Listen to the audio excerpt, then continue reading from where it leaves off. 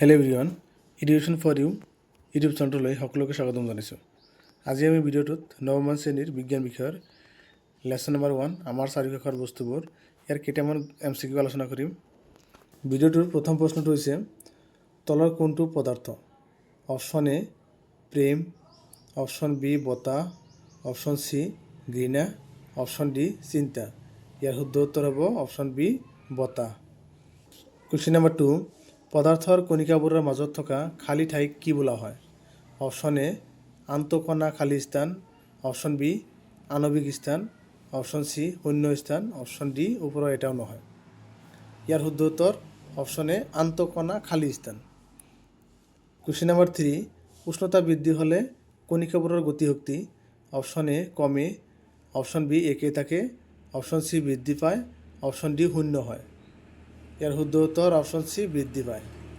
Question 4, কঠিন অৱস্থাৰ পৰা পোনপটীয়াকৈ গেছীয় অৱস্থালৈ পৰিৱৰ্তিত হোৱা প্ৰক্ৰিয়াটোক কি বোলে?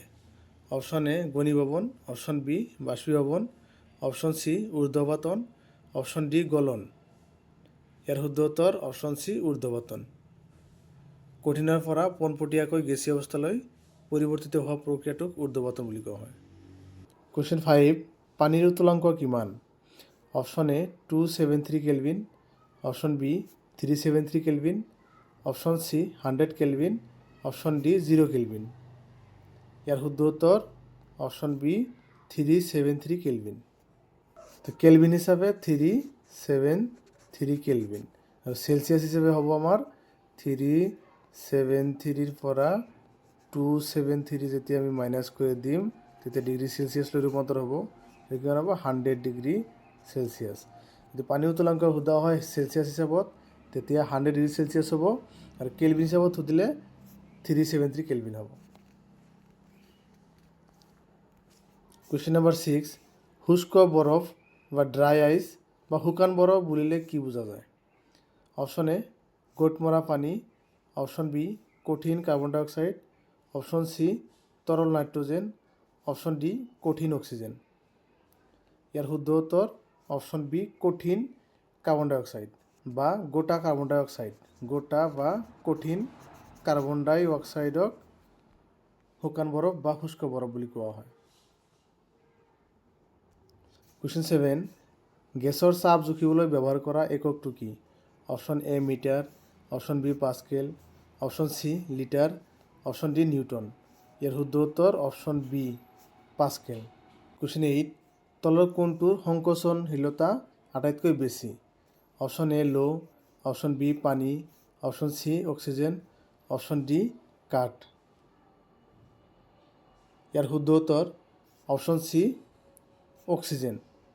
কাৰণ আমি জানো যে কঠিন পদাৰ্থৰ আটাইতকৈ সংকোচনশীলতা নগণ্য আৰু গেছীয় পদাৰ্থৰ আটাইতকৈ সংকোচনশীলতা বেছি। ইয়াতে আমাৰ অক্সিজেনটো হৈছে আমাৰ গেছীয় পদাৰ্থ, গতিকে আটাইতকৈ সংকোচনশীলতা বেছি হ'ব অক্সিজেনৰ। কুৱেশ্যন 9, গ্ৰীষ্মকালত মাটিৰ কলহত পানী চেঁচা হৈ থকাৰ কাৰণটো হ'ল অপশ্যন এ ঘনীভৱন, অপশ্যন বি ঊৰ্ধ্বপাতন, অপশ্যন চি বাষ্পীভৱন, অপশ্যন ডি ব্যাপন। ইয়াৰ শুদ্ধ উত্তৰ অপশ্যন চি বাষ্পীভৱন। কুৱেশ্যন 10, পদাৰ্থৰ চতুৰ্থ অৱস্থাটোৰ নাম কি? অপশ্যন এ কঠিন, অপশ্যন বি তৰল, option C plasma, option D gas. ইয়াৰ শুদ্ধ উত্তৰ অপশ্যন চি প্লাজমা। বিজ্ঞানীসকলে শেহতীয়াকৈ 5টা পদাৰ্থৰ অৱস্থা আৱিষ্কাৰ কৰিছে। আগতে 3টা আছিল কঠিন, জুলীয়া, গেছীয়। তাৰ লগতে 4 নম্বৰ হৈছে প্লাজমা, 5 নম্বৰটো হৈছে বছ আইনষ্টাইন কণ্ডেনছেট বা BEC। কুৱেশ্যন 11, 0 ডিগ্ৰী চেলচিয়াছ উষ্ণতাক কেলভিন স্কেলত প্ৰকাশ কৰিলে হ'ব option A 273.16 kelvin, option B 300 kelvin, option C 100 kelvin, option D 0 kelvin. ইয়াৰ শুদ্ধ উত্তৰ অপশ্যন এ 273.16 কেলভিন। কুৱেশ্যন 12, তলৰ কোনটো বাষ্পীভৱনৰ হাৰ বৃদ্ধিৰ কাৰক নহয়? অপশ্যন এ পৃষ্ঠকালি বৃদ্ধি, অপশ্যন বি উষ্ণতা বৃদ্ধি, অপশ্যন চি আৰ্দ্ৰতা বৃদ্ধি, অপশ্যন ডি বতাহৰ গতি বৃদ্ধি। ইয়াৰ শুদ্ধ উত্তৰ হ'ব অপশ্যন চি আৰ্দ্ৰতা বৃদ্ধি। বাকী পৃষ্ঠকালি বৃদ্ধি, উষ্ণতা বৃদ্ধি, বতাহৰ গতি বৃদ্ধি এইবিলাকৰ ক্ষেত্ৰত বাষ্পীভৱনৰ হাৰ বৃদ্ধি হ'ব, কিন্তু আৰ্দ্ৰতা কমিলেহে আমাৰ বাষ্পীভৱন বৃদ্ধি হ'ব। ইয়াত দিয়া আছে আমাৰ কাৰক নহয়, গতিকে আমাৰ এইটো হ'ব আৰ্দ্ৰতা বৃদ্ধি। কি প্ৰক্ৰিয়াৰ দ্বাৰা এটা কোঠাত সুগন্ধি দ্ৰব্যৰ গন্ধ বিয়পি পৰে? অপশ্যন এ ব্যাপন, অপশ্যন বি গলন, অপশ্যন সি ঘনীভৱন, অপশ্যন ডি এটাও নহয়। ইয়াৰ শুদ্ধ উত্তৰ অপশ্যন এ ব্যাপন। ব্যাপন প্ৰক্ৰিয়াৰ দ্বাৰা এটা কোঠাত সুগন্ধি দ্ৰব্যৰ গন্ধ বিয়পি পৰে। ব্যাপন মানে আমি জানো দুটা বেলেগ বেলেগ পদাৰ্থৰ কণিকাবোৰ পৰস্পৰ মিহলি হোৱা যিটো প্ৰক্ৰিয়া তাকে ব্যাপন বুলি কোৱা হয়। কুৱেশ্যন 14, বৰফৰ গলনৰ লিনতাপ option A 270.16 kelvin, option B 225.50 kelvin, option C 273.16 kelvin, option D 173.10 kelvin. ইয়াৰ শুদ্ধ উত্তৰ 273.16 কেলভিন।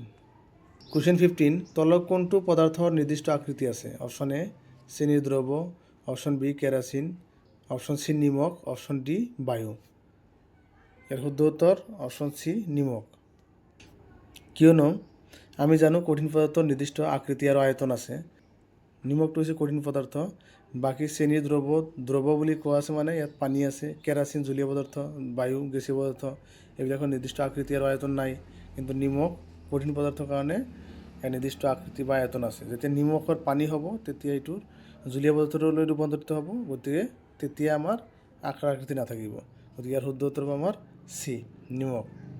কুৱেশ্যন 16, জলীয় বাষ্প ঘনীভূত হৈ তৰললৈ ৰূপান্তৰ হোৱা প্ৰক্ৰিয়াটো কি বোলে? অপশ্যন এ ঘনীভৱন, অপশ্যন বি বাষ্পীভৱন, অপশ্যন সি গলন, অপশ্যন ডি হাতন। ইয়াৰ শুদ্ধ উত্তৰ অপশ্যন এ ঘনীভৱন। জলীয় বাষ্প ঘনীভূত হৈ তৰললৈ ৰূপান্তৰ হোৱা প্ৰক্ৰিয়াক ঘনীভৱন বুলি কোৱা হয়। আকৌ জলীয়ৰ পৰা গেছীয়লৈ ৰূপান্তৰ হোৱা প্ৰক্ৰিয়াক বাষ্পীভৱন বুলি কোৱা হয়। কুৱেশ্যন 17, এলকহলৰ উতলাংক পানীতকৈ কম, গতিকে ই পানীতকৈ অপশ্যন এ লেহেমীয়াকৈ বাষ্পীভূত হয়, অপশ্যন বি খৰকৈ বাষ্পীভূত হয়, অপশ্যন চি বাষ্পীভূত নহয়, অপশ্যন ডি গোট মাৰে। ইয়াৰ শুদ্ধ উত্তৰ অপশ্যন বি খৰকৈ বাষ্পীভূত হয়। পদাৰ্থৰ কণিকাবোৰৰ মাজত থকা আকৰ্ষণ বল আটাইতকৈ বেছি? অপশ্যন এ লোৰ গজালত, অপশ্যন বি পানীত, অপশ্যন চি বায়ুত, অপশ্যন ডি ওপৰৰ এটাও নহয়। ইয়াৰ শুদ্ধ উত্তৰ অপশ্যন এ লোৰ গজালত, কাৰণ লোৰ গজালটো কঠিন পদাৰ্থ। আমি জানো কঠিন পদাৰ্থৰ মাজত আকৰ্ষণ বলটো বেছি। বাকী পানী বায়ু এইবিলাক গেছীয় আৰু জলীয় পদাৰ্থ, গতিকে এইবিলাকৰ ক্ষেত্ৰত আকৰ্ষণ বলটো কম। কুৱেশ্যন 19, পৃথিৱীৰ উপৰিভাগত থকা পদাৰ্থৰ অৱস্থাবোৰ হ'ল অপশ্যন এ 2টা, অপশ্যন বি 3টা, অপশ্যন চি 4টা, অপশ্যন ডি 5টা। ইয়াৰ শুদ্ধ উত্তৰ অপশ্যন বি 3টা। কিন্তু বৰ্তমান বিজ্ঞানীসকলে 5টা অৱস্থাৰ কথা কয়। কুৱেশ্যন 20, পদাৰ্থৰ অৱস্থা পৰিৱৰ্তনৰ সময়ত উষ্ণতা স্থিৰ হৈ থকাৰ কাৰণ হ'ল অপশ্যন এ লিনতাপ, অপশ্যন বি আপেক্ষিক তাপ, অপশ্যন চি পাৰমাণৱিক তাপ, অপশ্যন ডি দহন তাপ। ইয়াৰ শুদ্ধ উত্তৰ অপশ্যন এ লিনতাপ। পদাৰ্থৰ অৱস্থা পৰিৱৰ্তনৰ সময়ত উষ্ণতা স্থিৰ হৈ থকাৰ কাৰণটো হ'ল লিনতাপ। থেংক ইউ ফৰ ৱাচিং। এনেকুৱা ভিডিঅ' চাই থাকিবলৈ লাইক, কমেণ্ট আৰু ছাবস্ক্ৰাইব কৰিবলৈ নাপাহৰিব। ধন্যবাদ।